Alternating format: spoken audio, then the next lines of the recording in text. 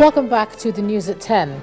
The National Identity Management Commission has shifted the deadline for the mandatory use of the National Identification Number to January the 9th, 2016. This was disclosed by the Director General of the NIMC, Mr. Chris Onyemem, at the press conference in Abuja. The Commission had earlier fixed September the 1st for all the transactions by all relevant government institutions involving the identification of individuals or bodies to be carried out with the number.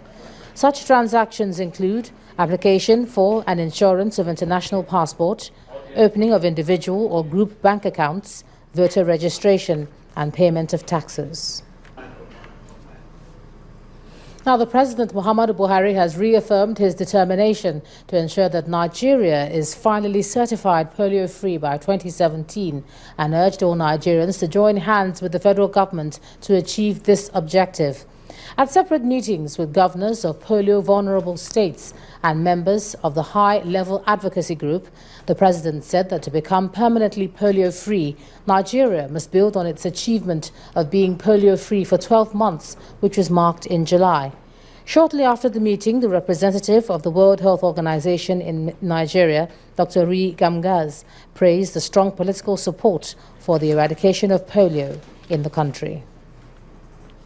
Now we have engagement at the local, ward level, local government level, and the state level. And the engagement involves the religious leaders, because the problem came from some religious misconception, misunderstanding of the polio. And now we are very lucky that entirely the ulama, the religious leaders have accepted the fact that this is a preventable disease and curative. So really, I think we don't have those traditional and religious hindrances that hinder the progress of the immunization program before. And we're really impressed by His Excellency Mr. President that he assured all of us that this is one of his priorities, to ensure that we eradicate polio by 2017. And I have requested all the executive governors to also to ensure they take the lead and emphasize the importance to have a bottom-up approach, starting from the world level up to the federal level. And this is a request that this is taken in high priority by the states. Mr. President also assured that you put all of efforts to ensure that all the resources that are needed to end this game will be taken into consideration. Has taken charge of the fight towards eradication of polio, and he has invited the states that have been termed as very, very vulnerable to the occurrence of polio, so that he will solicit our buy-in to this renewed fight towards the eradication of polio. And we have assured Mr. President, after briefing him of what we have been doing so far from the time we took over to now, we have assured him of our total commitment towards eradicating polio in Nigeria. Yes. One person has been confirmed dead following a violent clash between two rival cult groups at Elega area of Abeokuta North Local Government area in Ogun State.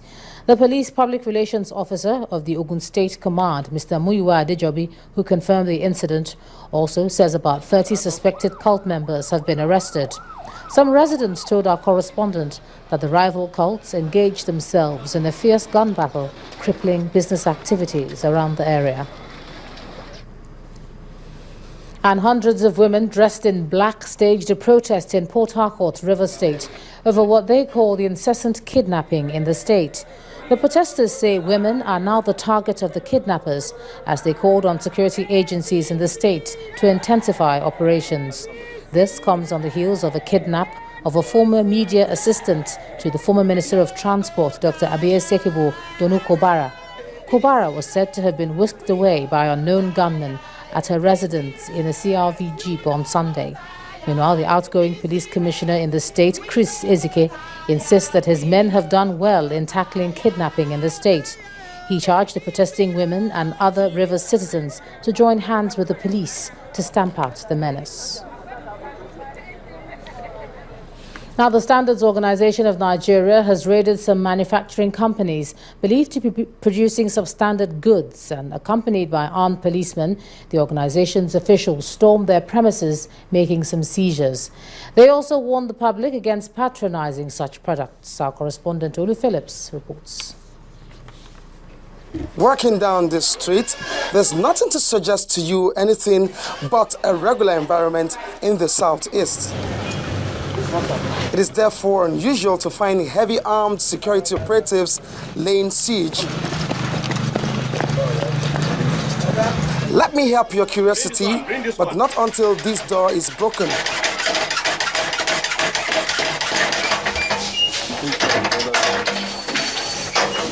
What you see here are fake and counterfeit shaving stick with the brand name Bic and Doko.